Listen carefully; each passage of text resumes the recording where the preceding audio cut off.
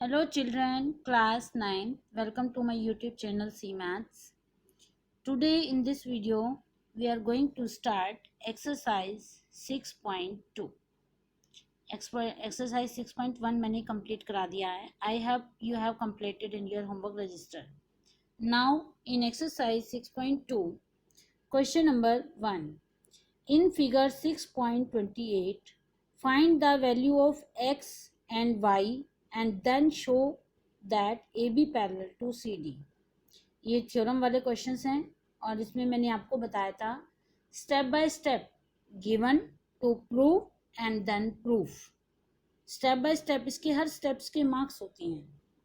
तो सबसे पहले हमें पेंसिल और स्केल से ये फिगर ड्रॉ करना है लाइक दिस और फिर हमें लिखना है given AB and CD are two lines and T is transversal. AB और CD ये दो लाइंस हैं और इनको काटने वाली लाइन जो कहलाती है वो ट्रांसवर्सल लाइन कहलाती है. ठीक है, क्योंकि आपने 7th क्लास में लाइंस और एंगल्स के बारे में पढ़ा हुआ है. ये जो काटने वाली लाइन जब एक लाइन दो या दो से ज़्यादा लाइंस को काटती है तो वो ट्रांसवर्सल लाइन कहलाती है. और ट्रांसवर्सल लाइन से कुछ अल्टरनेट एंगल्स बनते हैं, कुछ करस्पॉन्डिंग एंगल्स बनते हैं. तो वो कॉन्सेप्ट अब इसमें आएगा. गिवन हमने लिख लिया. टू प्रूव हमें करना है. क्वेश्चन में ध्यान से देखिए उसने क्या प्रूव करने को कहा है. To prove AB parallel to CD. ये AB लाइन CD के पैरेलल है, ये आपको प्रूव करना है. अब आइए प्रूफ पर. प्रूफ में हमने बेटे देखिए यहाँ पर हमें एक्स वाई की वैल्यू भी निकालनी है. ये हमारे पास एंगल जो गिवन है फिगर में ये 50 है, ये x है, ये y है और ये 130 है. तो हमें इन दो एंगल्स की हेल्प से 50 और 130 की हेल्प से x और y की वैल्यू निकालनी है. तो ध्यान से देखिए 50 और x मिल करके एक स्ट्रेट लाइन ट्रांसवर्सल लाइन बना रहे हैं. और स्ट्रेट लाइन कितने डिग्री की होती है? 180 की. तो 180 में से 50 तो इसने ले लिया, तो x की वैल्यू कितनी बच गई वो हमने यहाँ निकाली है. 50 plus x is equal to 180 क्योंकि ये लीनियर पेयर है. तो x की वैल्यू हमने निकाल ली 130. ठीक है. y की वैल्यू हमने देखा y यहाँ पर है, y के सामने 130 का एंगल है और ये दोनों एंगल कैसे हैं? Vertically opposite angles. तो मैंने लिखा है y is equal to 130 because vertically opposite angles. x की वैल्यू भी निकल गई, y की वैल्यू भी निकल गई. अब आपने क्या देखा कि x और y की वैल्यू बराबर है. दोनों को अलग अलग मेथड से निकाला है, लेकिन x की वैल्यू 130 आई है, y की वैल्यू 130 आई है. वैल्यू दोनों की बराबर आई है, मेथड दोनों का अलग अलग है, रीजन दोनों का अलग अलग है. ठीक है. फिर हमने फिगर में देखा x और y जो हैं वो कैसे एंगल्स हैं. ट्रांसवर्सल के एक तो लेफ्ट में है और दूसरा राइट में है ना. ट्रांसवर्सल लाइन के एक तो लेफ्ट में है और y जो है वो राइट में है. तो ट्रांसवर्सल लाइन के जब अल्टरनेट साइड पर एंगल होते हैं तो उनको हम अल्टरनेट इंटीरियर पेयर कहते हैं. और अल्टरनेट इंटीरियर पेयर एंगल अगर बराबर हैं तो लाइंस ज़रूर पैरेलल होंगी, क्योंकि वो बराबर तभी होती हैं जब लाइंस पैरेलल होती हैं. तो ये बात मैंने यहाँ पे लिख दिया है. x and 130 are corresponding pair of angles which is equal to each other. Also, x and y are alternate interior pair of angles but they are equal. x और y इक्वल है. Corresponding and alternate pair of angles are equal. Corresponding angle भी equal हैं और alternate भी equal आए हैं. ये equal तभी होती हैं जब लाइंस पैरेलल होती है. इसका मतलब इक्वल तो आई गई है एंगल, तो इसका मतलब लाइंस पैरेलल होंगी. A B parallel to C D, hence proof. यही हमें प्रूफ करना था. Now question number 2. Second question में ध्यान से फिगर देखिए और क्वेश्चन पढ़िए. In figure 6.29 if one if A B parallel to C D and C D parallel to E F, ये A B line C D के पैरेलल है और C D line E F के parallel है, तो ये कह रहा है वाई और जेड का रेशो 3:7 है। वाई ये वाला एंगल है यहाँ पर और जेड यहाँ पर है, इन दोनों के एंगल्स का रेशो जो है वो 3:7 है। वो कह रहा है एक्स भी निकालिए, वाई भी निकालिए और जेड भी निकालिए, तीनों निकालने पड़ेंगे, वाई और जेड निकालने पड़ेंगे तभी एक्स निकलेगा। ठीक है, तो उसके लिए हम क्या करते हैं, सबसे पहले हम गिवन लिखेंगे, फिगर बनाया और गिवन लिखा, A B parallel to C D, C D parallel to E F.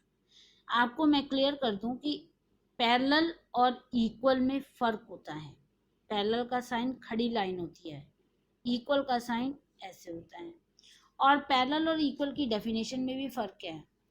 Parallel जो होती हैं लाइंस वो कभी इक्वल हो भी सकती है, नहीं भी हो सकती, लेकिन कंपल्शन नहीं है, लेकिन उनकी बीच की दूरी हमेशा बराबर रहती है, इसलिए वो पैरेलल कहलाती हैं। जैसे ए बी और सी डी लाइन है, इनके बीच की दूरी हर जगह बराबर है, इसी तरह से सी डी और डी ई के ई एफ के बीच की दूरी भी हर जगह इक्वल है, तभी ये लाइंस पैरेलल है। ठीक है, फाइंड एक्स, एक्स की वैल्यू निकालनी है, तो सॉल्यूशन लिखेंगे हम। हमने सबसे पहले क्या किया, y is equal to 3a, y और z का रेशो दे रखा था 3:7, तो हमने y को 3a सपोज कर लिया, z को 7a।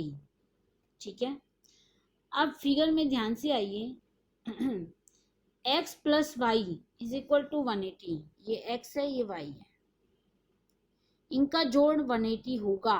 क्यों होगा, क्योंकि ये को इंटीरियर पेयर है, को इंटीरियर पेयर, एक ही खाने में दोनों कॉमन एंगल हैं और इंटीरियर हैं, इनका जोड़ 180 होगा क्योंकि लाइंस इसकी पैरेलल हैं, ए बी और सी डी पैरेलल हैं। तो हमने लिखा है x plus Y is equal to 180 because co interior pair and A B parallel to C D. तो यहाँ पर x की वैल्यू तो हमें नहीं पता है, y की जगह हमने 3a लिख लिया क्योंकि ऊपर 3a था, 180, तो x की वैल्यू आ गई 180 माइनस 3a। इसको हमने इक्वेशन नंबर 1 बना के छोड़ दिया। अब हम आगे देखेंगे x और z, x और z कैसे एंगल हैं, ये ट्रांसवर्सल के लेफ्ट में है, वो ट्रांसवर्सल के राइट में है, तो अल्टरनेट एंगल हुए। ये अल्टरनेट के साथ साथ इक्वल भी होने चाहिए क्योंकि लाइन हमारी पैरेलल उसने गिवन में ही क्या रखी है, ए बी बी सी के parallel, A B C D के parallel, C D E F के पैरेलल, इसका मतलब तीनों आपस में पैरेलल है। तो आप लिखेंगे x is equal to z because alternate angles and A B parallel to E F. X की जगह मैंने फर्स्ट इक्वेशन से वैल्यू ले ली 180 माइनस 3a, जेड की जगह 7a, ए वाली रकमें एक तरफ कर ली हैं, जहाँ से सॉल्व करके 7a और 3a 10a हो गया, 10a इज इक्वल टू 180, तो a is equal to 180 upon 10 काट करके आ गया 18, a की वैल्यू 18 आ गई। तो यहाँ से हमने x की वैल्यू निकाल ली, 180 माइनस 3 मल्टीप्लाई 18 कितना आएगा सॉल्व करके, 18 थी 54, 180 में से 54 घटाया 126, तो ये x की वैल्यू आ गई। x और z बराबर हैं तो z भी 126 ही होगा। आ गया समझ में, तो इस तरीके से उसको कंप्लीट करना है। Now question number 3 of this exercise,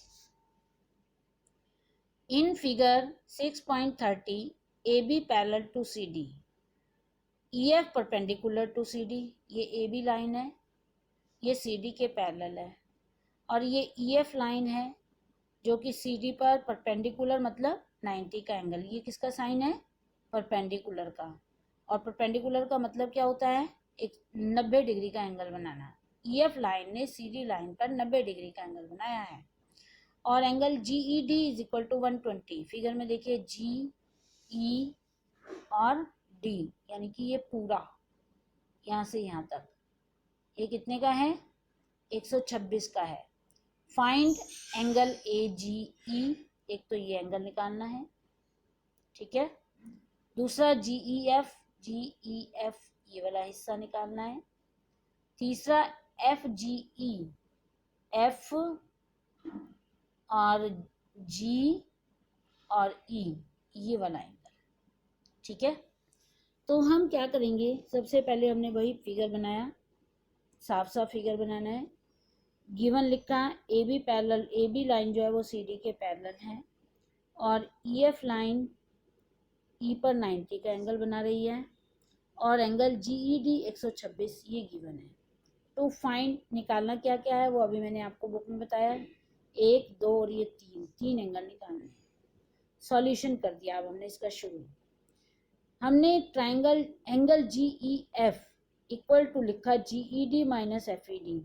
ji E F ये वाला हिस्सा जो है इस पूरे में से इस वाले हिस्से को घटा दो, पूरे 126 का था, G E D minus F E D जो कि 90 का है। तो G E D minus F E D 126 में से 90 घटाया 36। आ गया समझ में। नाउ सेकेंड पार्ट, अब हमें निकालना है ए जी ई एंगल ए जी ई। आपको पता है ये लाइन ए बी और ई एफ पैरेलल है, ठीक है, और ए जी ई एंगल ये वाला ये हमारा किसके इक्वल होगा, इसके इक्वल होगा। ये पूरा एंगल इस पूरे के इक्वल होगा क्योंकि ये अल्टरनेट एंगल्स हैं और लाइंस पैरेलल हमें दे ही रखी हैं। तो ये 126 का है तो ए जी ई भी 126 की होगी, मैंने यहाँ लिख दिया है रीजन भी। अब आपको निकालना है F G E, F G ई ये वाला हिस्सा। ये मुझे बताइए कि ए जी ई और एफ जी ई अगर दोनों मिल जाएं तो कितने का एंगल हो जाएगा, 180 का। 180 में से हम ए जी ई घटा देते हैं तो हमारा एफ जी ई निकल जाएगा, सेम एज लाइक दिस। तो ये एफ जी, इस तरीके से हमने इसके तीनों एंगल निकाल लिए। Now your homework is you have to complete question number 1 2 3 of exercise 6.2 in your homework register. Thank you and have a nice day.